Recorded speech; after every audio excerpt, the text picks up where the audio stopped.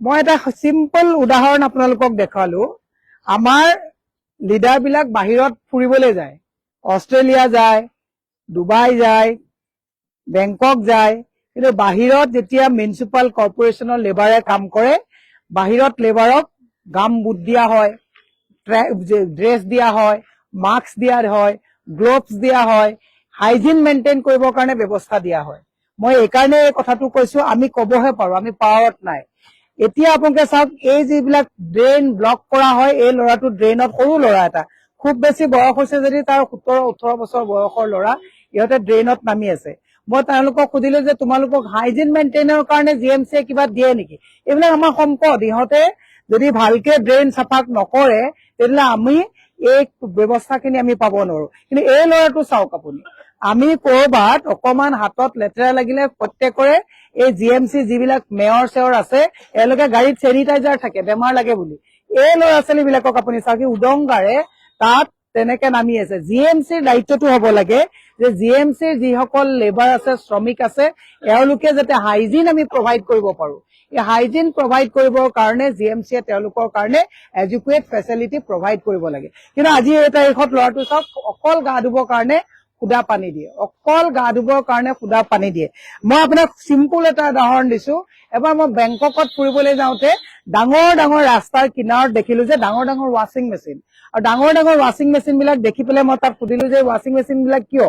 তেতিয়া তেওঁলোকে কলে, আমাৰ যিবিলাক মিউনিচিপাল কৰ্পোৰেশ্যনৰ লেবাৰ আছে, এযোৰ ড্ৰেছ দি সিহঁতে কাম কৰে, তাৰপিছত এই কাম কৰা ড্ৰেছযোৰ ৱাশ্বিং মেচিনত দি থৈ যায়, আকৌ নেক্সট ড্ৰেছযোৰ পিন্ধি গুচি যায়, আৰু ইয়াতে তাহাঁতক হাইজিন মেইনটেইন কৰা হয়।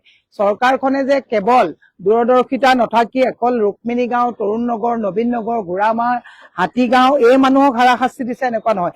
এই যে ড্ৰেইনত আছে ল'ৰাজন, সৰু ল'ৰা এটা, ইহঁতৰো লাইফটো ডেঞ্জাৰ লেভেলত আছে, কাৰণ ইহঁতক কোনো হাইজিন মেইনটেইন কৰাৰ এই মেজাৰ খিনি তেওঁলোকে লোৱা নাই। চৰকাৰ কিমান অদূৰদৰ্শী হ'ব লাগিব। আজি তাৰিখত চবতছে, আজি আমাৰ কৃত্ৰিম বানপানীয়ে হওক, নলা নৰ্দমা চাফা কথাই হওক, ক্লিন গুৱাহাটী, গ্ৰীণ গুৱাহাটী কৰা কথাই কওক, GMC এই মানুহসকল আমাৰ কাৰণে বহুত গুৰুত্বপূৰ্ণ, বহুত ইম্পৰ্টেণ্ট মানুহ হয়। কিন্তু এওঁলোকক লৈ পেলাই কিন্তু চৰকাৰ কনচাৰ্ণ নহয়। মই সেইকাৰণে মেয়ৰক এটা কথা কব বিচাৰিছো যে আপোনালোকে GMC যিসকল লেবাৰক কামত পঠায়, তেওঁলোকৰো জীৱন সুৰক্ষাৰ কাৰণে হাইজিন আপোনালোকে মেইনটেইন কৰক। এই ল'ৰাটো বাৰু যদি আজি মোৰ ছোৱালীজনী বা মেয়ৰৰ ছোৱালীজনী হলহেঁতেন, এনেকে নামিব দিলেহেঁতেন নে?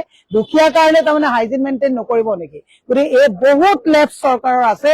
চৰকাৰে যেতিয়ালৈকে আন্তৰিকতাৰে কাম নকৰিব, ব্লকেজ খুলি আছে, যিবিলাকৰ কাৰণে পানীৰ অভাৰফ্ল'টো হৈ যায়, ব্লকেজ এতিয়া খুলি আছে। মই সেইকাৰণে দীঘলীয়া নকৰি এটা কথা কৈছো, চৰকাৰে হাল এৰি শিয়াল খেদিছে। চৰকাৰে কোনো হাইজিন যিটো মেজাৰ লব লাগে, এই যিখিনি তেওঁলোকৰ কাৰণে লব লাগে, একো বেছি ব্যৱস্থা নাই।